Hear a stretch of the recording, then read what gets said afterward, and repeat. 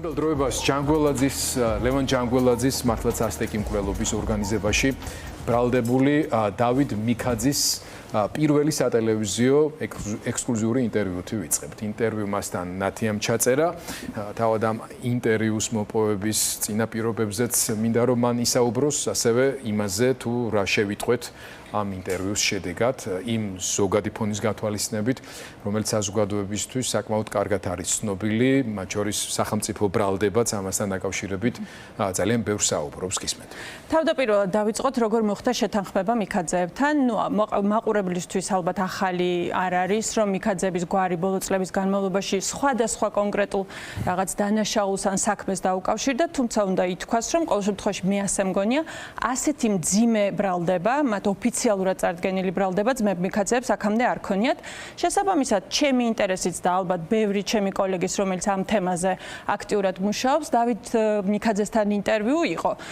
რა თქმა უნდა, შევთავაზეთ, დიდი ხნის განმავლობაში მიდიოდა მათგან პასუხის მოლოდინი გქონდა დიდი ხნის განმავლობაში, თუმცა ბოლოს შევთანხმდით, მათი ინტერესიც არის როგორც ჩანს, რომ რაღაცა განმარტებები გააკეთონ ამ საქმესთან დაკავშირებით, თუმცა აქვე უნდა ვთქვა, რომ ეს არ არის ვრცელი და სიღრმისეული ინტერვიუ, იქიდან გამომდინარე, რომ ჯერ მათი უშუალოდ ბრალის განხილვა სასამართლოში არ დაწყებულა, მაინც ერიდებიან საქმის კონკრეტულ დეტალებზე საუბრისგან, მაგრამ სურდა დავით მიქაძესაც, რომ ბრალთან დაკავშირებით, უშუალოდ ბრალთან დაკავშირებით საკუთარი პოზიცია დაეფიქსირებინა.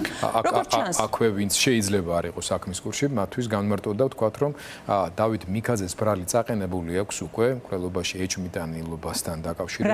ბრალდებული არის განზრახ მკვლელობის ორგანიზებისთვის, ანუ ის საქართველოში არ იმყოფება. არა, საქართველოში ის არ იმყოფება. არც პატიმრობაში არ არის და საკმაოდ რთული იყო ამ ხრევის მოლაპარაკებები იმ თვალსაზრისითაც, რომ კონფიდენციალურობის ხარისხი მისთვის და მისი დაცვის წარმომადგენლებისთვის იყო მნიშვნელოვანი, რომ მათ შორის ჩვენც არ გვცოდნოდა მისი რა თქმა უნდა, ეხლაც არ ვიცი მე სად იმყოფება დავით მიქაძე, ეს კითხვა არც დასმულა, რადგან მე არ ვარ ის პირი, ვინც უნდა იცოდეს სად არის დავით მიქაძე. ჩემთვის მნიშვნელოვანი იყო, რომ მისი პოზიცია ჩემთან ინტერვიუში გაეგო საზოგადოებას, იმიტომ რომ ბოლო თვეების განმავლობაში ძმები მიქაძეების სახელი და გვარი ამ მკვლელობასთან დაკავშირებით საკმაოდ აქტიურად ჟღერდებოდა. თუმცა ერთი დეტალი, რომელიც გავიგეთ მისგან არის ის, რომ პროკურატურა საერთოდ არ დაინტერესებულა დავით მიქაძის პოზიციით. ამდენი თვის განმავლობაში, ანუ თვეზე მეტია, მე მგონი, რაც უკვე ოფიციალურად არის დაწყებული საქმე მათ წინააღმდეგ, გიორგი მიქაძე, მისი ძმა არის პატიმრობაში და ჯერჯერობით პროკურატურას არ ქონია მცდელობა გარკვეული კომუნიკაცია დაემყარებინა დავით მიქაძესთან, გაეგო მისი პოზიცია ამ საქმესთან დაკავშირებით, ან მისი ვერსია მოესმინა ზოგადად რა ხდება. ბრალი, როგორც უკვე ვთქვით, არის წარდგენილი, რომ ეს ძმები არიან ორგანიზატორები ლევან ჯანგველაძის მკვლელობის, არის ასევე ფიგურანტი საქმეში გიორგი ჯოხაძე, რომლის დაცვის წევრიც არის გელა უძილაური, რომელიც ასევე არის პატიმრობაში. ამ საქმესთან დაკავშირებით ბოლო თვეებში თითქმის ყოველდღიურად ჩვენ გებულობთ სხვადასხვა ინფორმაციას, რომ თითქოს 5 მილიონია გადახდილი ამ საქმის შესრულებაზე, არის სხვადასხვა ფიგურანტი პირები, პოლიციელები, რომლებიც საკუთარ ოფიციალურ რაღაცა ინფორმაციებს აძლევენ ამ საქმესთან დაკავშირებით, ოპერატიულ ინფორმაციებს აძლევენ გამოძიებას. რომლის პატაკებში არის აღწერილი და არა მხოლოდ პატაკებში, ერთი პატაკი მე უბრალოდ მაყურებელს გავახსენებ, რომ ჩვენც გქონდა ივლისის თვეში, სადაც ერთ-ერთი გამომძიებელი დეტექტივი საკუთარ ხელმძღვანელს აცნობდა, რომ მისი ინფორმაციით გარკვეული შეხება ძმებ მიქაძეებს ლევან ჯანგველაძის მკვლელობასთან შესაძლოა ქონოდა და ამის შემდეგ უკვე ითხოვდა ის ნებართვას, რომ კონკრეტული მოქმედებები განეხორციელებინა. რამდენადაც ჩვენთვის არის ცნობილი 27 ტომიან საქმეში ასეთი ოპერატიული პატაკი რამდენიმეა და ასევე არის ოპერატიული ცნობები, რომელსაც იძლევიან კონკრეტული პოლიციელები, რომლებიც როგორც ჩანს ჩართულები არიან გამოძიებაში. რაც შეეხება უშუალოდ მკვლელობას, როგორც დავით მიქაძე გვარწმუნებს, მას არ ქონდა არანაირი ბიზნეს საქმიანობა ლევან ჯანგველაძესთან და შესაბამისად არ ქონდა არანაირი კონფლიქტი. და ბრალი და პროკურატურის ვერსია მთლიანად აგებულია ამაზე, რომ მიქაძეებს ჯანგველაძესთან ქონდა რაღაცა ბიზნეს საქმიანობა, რის გამოც იყო წარმოშობილი კონფლიქტი და ამის შემდეგ დაიგეგმა უკვე ლევან ჯანგველაძის მკვლელობა. შეკუთვნილი მკვლელობა, თუმცა აუცილებლად ისიც უნდა გავიხსენოთ, რომ ამ კვლელობას თავისთავად, რომელიც თავისი შესრულებითაც ძალიან გამომწვევი და სასტიკი იყო თბილისის ცენტრში. ასე სასტიკად გაუსწორდნენ ლევან ჯანგველაძეს, თან ახლავს, ასე ვთქვათ, პოლიტიკური კონტექსტიც. იქ სადაც ფარცხალაძის გვარი ფიგურირებს და მათ შორის ცალკეულ ოპერატიულ პატაკებში, ოპერატიულ ინფორმაციაზე დაყრდნობით რაღაც დონეზე, როგორც ჩანს, ფარცხალაძეც არაერთხელ ფიგურირებს, ეს თავისთავად მკვლელობის მოტივებთან დაკავშირებით ალტერნატიული ვერსიების არსებობასაც საფუძველს უქმნის. თუმცა ის ოფიციალური ხაზი, რასაც სახელმწიფო ბრალდება მიყვება, არის ზუსტად ის, რაზეც ახლა შენ საუბრობთ. კი, ეს არის ოფიციალური ხაზი. ჯერჯერობით ოთარ ფარცხალაძე ოფიციალურად საქმის ფიგურანტი არ არის. ჩვენ რა თქმა უნდა დავინტერესდით და ვიკითხეთ, ანუ ხომ არ არის ცდელობა, რომ მაგალითად მიქაძეებით გავიდეს პროკურატურა ფარცხალაძეზე და თუ დადასტურდება მათი მონაწილეობა, ამის შემდეგ უკვე გამოჩნდეს ოთარ ფარცხალაძის გვარი.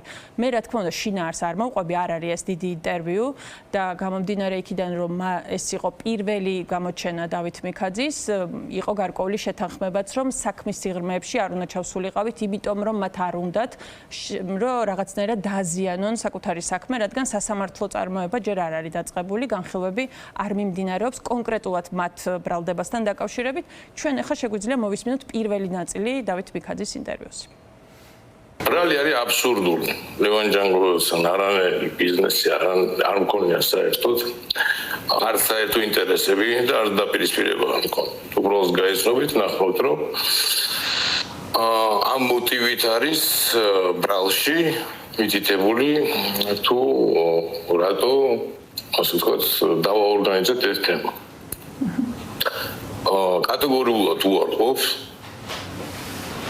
და სრული პასუხისმგებლობით ვაცხადებ, რომ ეს ბრალი აგებულია ცილის სამეფოზე და ტყუილზე. არც ერთი მტკიცებულება 25 თუ 27 ტომზე ავიდნენ მე მგონი. ერთი მტკიცებულებაც კი არ არის საქმეში, რომელიც შეიძლება ადასტურებდეს ჩემ ბრალეულობას.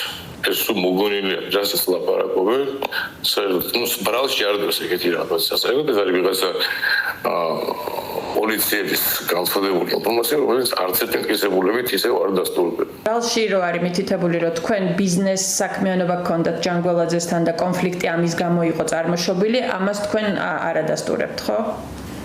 არა, ზორო ადასტურებ. სრული პასუხისმგებლობით ვაცხადებ, რომ ეს არის სიცრუე. სასამართლოში ჩვენ წარვადგენს მტკიცებულებებს, ამ სიცრუეს დასაბუთებოთ ეს სიცრუე. უნდა გკითხოთ ოთარ ფარცხალაძეზეც. ხომ არ ფიქრობთ, რომ თქვენი საშუალებით რაღაცნაირად ფარცხალაძეზე გასვლას ცდილობს პროკურატურა? ну როგორ შეიძლება გავიდეს ფარცხალაძე ჩემი საშუალებით, როდესაც ამ საქმეში მე თავად უდანაშაულო ვარ. უბრალოდ ლოგიკურ კვანტს ვერ ვხდები, როგორ შეიძლება ეს მოხდეს. ამიტომ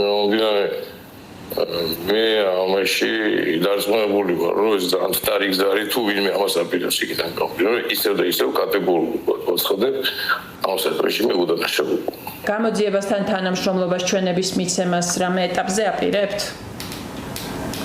კი, მე გახსნილი ვარ, ყველობას არ ვაპირებ იქიდან გამომდინარე, რომ ჩემთან თუ ბრალში რაღაც კითხვები მაინც არის, რომ განმარტავ კითხვები არ ნიშნავს რაიმე სახის ირი მტკიცებულებას, უბრალოდ კითხვები.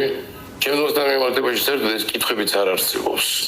იქ რაც ვთქვათ, მტკიცებით ფორმაში ტირაჟირდება, რომ ჩემი ძმა სასტუმროში იყო, რაზე დაყრდნობითაც ვითომ ასე ვთქვათ, მტკიცებულებად ასახებენ ამას.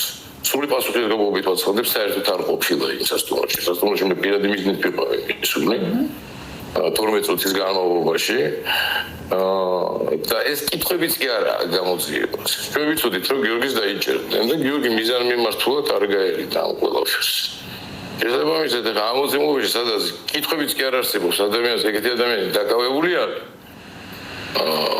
ჩამოსვლას ამ ვითარებაში არ ვაპირებ. მაგრამ დამალვიცეს არსად არ ვიმალები ამის დამამტკიცებულად ინტერვიუს გაწყვეტ და მზად ვარ გამოძიებასთან ნებისმიერ თემაზე ვითამაშრობ. აქამდე იყო კომუნიკაციის მცდელობა თქვენთან გამოძიებისგან? არანაირი კომუნიკაციის მცდელობა ვეჭდებით. ანუ არავის არ შემოუთვლია, რომ მაგალითად ჩვენება ხომ არ მისცემთ გამოძიებას, ან თქვენი პოზიციით არ დაინტერესებულა პროკურატურა? არა, ვინ არ დაინტერესებულა. პირველი შემთხვევა არის ეხლა თქვენ ინტერესდებით ჩემი პოზიციით. ხო და აი ამას რას უკავშირებთ თქვენი ვერსია ხო გაქვთ რატო არ აინტერესებთ თქვენი პოზიცია ორგანოს რომელიც აწარმოებს გამოძიებას კიდევ თუ მეორე დღევანდელი ჩემი მდგომარეობიდან გამომდინარე რა სიტუაციაში ისე მე ვარ მორალურად არ მიმაჩნია სწორად ამ ვერსიებზე ვიმიჯერებ მე ვალდებული ვარ დავიცვა ჩემი თავი და დავამტკიცო რომ ვარ უდანაშაულო აი მას გავაკეთებ მე შეიძლება ეს დიალოგის რეჟიმში ვილაპარაკოთ უკვე შედეგების მიხედვით იმაზე თუ რატო ხდებოდა მაგრამ დღეს როდესაც ამ პროცესში ვართ ჩართულები ზედმეტად მიმაჩნია ჩემი ვარაუდების გაჟღერება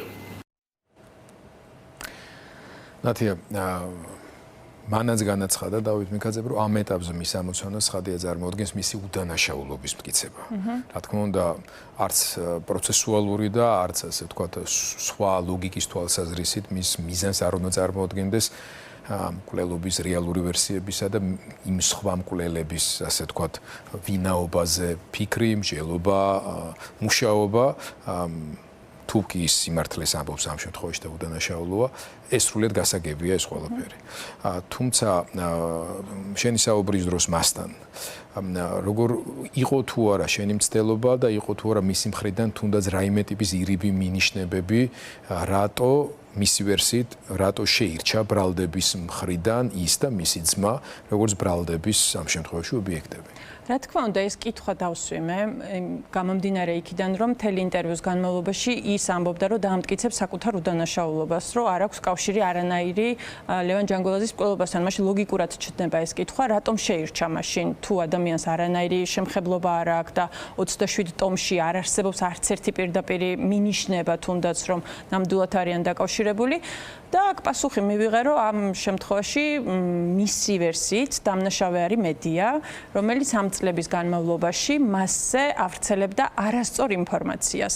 ანუ რომ მარტივად რომ გავიგოთ, მისთვის მისი გაგებით ეს დანაშაული მათთან დაკავშირდა, იმიტომ რომ წლების განმავლობაში ძმებ მიქაძეებზე სხვადასხვა ინფორმაცია ვრცელდებოდა სხვადასხვა მედია საშუალებაში. ანუ იგივე ხდებოდა დაკავშირება სხვადასხვა საქმესთან, რაზეც თავშიც ვთქვი. და შესაბამისად, როგორც მან გითხრა, ის ფიქრობს, რომ აი ეს წარმოდგენა, რომელიც მედიამ შექმნა საზოგადოებაში მათთან დაკავშირებით, პროკურატურამაც გაიზიარა. გაიზიარა ან გამოიყენა?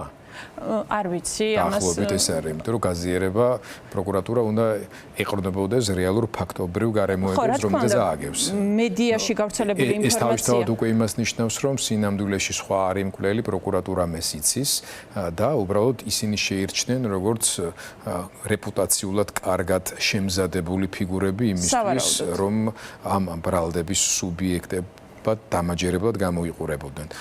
გასაგებია მის დამოკიდებულება, შეგვიძლია ალბათ კი, რა თქმა უნდა, ანუ ერთს ვიტყვი, მედიის როლი არის ხოლმე დიდი და მედიაში გავრცელებული ინფორმაცია არის იმის საფუძველი, რომ პროკურატურამ მოახდინოს რეაგირება, თუმცა ამ შემთხვევაში რამდენად მოხდა ეს მედიაში გავრცელებული ინფორმაცია ბრალდების საფუძვლად, არ ვიცი, ჩემთვის ცოტა ძნელი წარმოსადგენია, თუმცა მისი ვერსია მის დაკავშირებასთან საქმეზე ეს არის. მთლად ჰაერიდან მოტანილიც არ არის, იმიტომ რომ მედია საუბრობდა წლების განმავლობაში ძმების, მიქაძეების კავშირებზე სახელისუფლებო ვერტიკალში საკმაოდ მაღალი თანამდებობის პირებთან, ასევე იყო მინიშნებები ირიბი მტკიცებულებების, თუმცა ჩვენ არ გვქონდა პირდაპირ მტკიცებულები ამასთან დაკავშირებით, იმ ჯგუფების მფარველობასთან, მართვასთან დაკავშირებით, რომლებიც დაკავებულები იყვნენ პოლიტიკური ოპონენტების, მათ შორის ჟურნალისტებზე, ფიზიკურ ძალადობრივ ფაქტებში, მაგრამ ისე რომ ამის პირდაპირ მტკიცებულებები ყოფილიყო, არ ყოფილა, თუმცა მათი გვარები, რამდენიმე სხვა ფიგურასთან ერთად, ხშირად ისმოდა ეთერში. ანუ ის რასაც ამბობს, ჰაერიდან არ არის მოტანილი, მაგრამ რა თქმა უნდა, სასურველი იქნებოდა თუ ეს ასე არ იყო, დროულად მომხდარიყო ამის თაობაზე რეაგირებაც და ხელისუფლებისაგან მათი რეალურად დისტანცირებული მდგომარეობა უფრო დამაჯირებელი გამხდარიყო ხალხისთვის. არ ვიცი, ეს ისეთი მოკლე კომენტარების სახით. მაგრამ ისევ განმეორდები, რომ ასეთი მძიმე ბრალი მათთან დაკავშირებით აქამდე არ ყოფილა. მე არ მახსენდება ყოველ შემთხვევაში. იმიტომ რომ შეკვეთილი მკვლელობის ორგანიზებაზე მძიმე ბრალდების წარმოქმნა ზოგადად თეორიულადაც ძალიან რთულია. შეგვიძლია მოვისმინოთ ახლა მეორე ნაწილი, სადაც უშუალოდ ის განმარტავს, რატომ დაკავშირდა ლევან ჯანგულაძის მკვლელობასთან მათი გვარი. წლების მანძილზე მიმდინარეობდა დიფამაცია. ჩემი სახელის მიმართ და მე ამაზე არ რეაგირებდი, იქიდან გამომდინარე რომ არც კანონი არ იცავდა უმრავლეს ქვეყნებში დიფამაციის თვითონ კანონი იცავს. გამარტავ რა არის მაყურებლისთვის ვინც არის დიფამაცია პრესის მეშვეობით მიზანმიმართული სახელის გატეხვას დიფამაცია ეწოდება. ბოლო პერიოდში დიფამაცია გადაიზარდა დეზინფორმაციაში. მედიას ბრალი არ წაუყენებია, მაგრამ მედიის საშუალებით მოხდა ამ ინფორმაციის ისეთი ტირაჟირება, რომ მე ვფიქრობ, რომ ამან ძალიან სერიოზული გავლენა მოახდინა კი პროკურატურაზე, იმიტომ რომ მე როგორც იურისტები მარწმუნებენ, შესაძლებელი არის, როდესაც ესეთი გავრცელებული ინფორმაცია არის, ამასთან დაკავშირებით მოხდეს ბრალის საყენება. უბრალოდ პროცესში თავისთავად დარწმუნებულები ვართ ჩვენ და დარწმუნებული ვარ მე, რომ ვერანაირად ამის დამტკიცება ვერ მოხდება და სამართლიანობა იძლეებს.